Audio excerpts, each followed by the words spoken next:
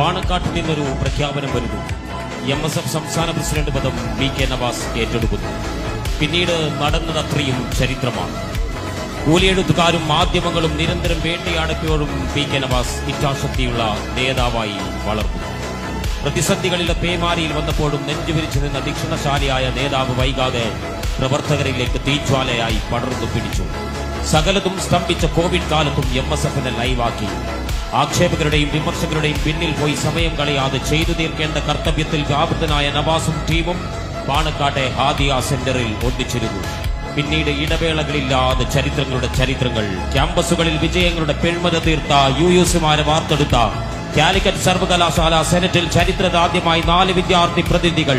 ചരിത്രവും കാലികവും കൃത്യമായി വായനക്കാരിലേക്ക് കൈമാറാൻ മിഡ് പോയിന്റ്. ചരിത്രത്തിൽ 2 കോടിയും പിന്നീട് 3 കോടിയും വിദ്യാഭ്യാസ പദ്ധതിയുമായി ഹബീബ് എഡ്യൂക്കെയർ പദ്ധതി.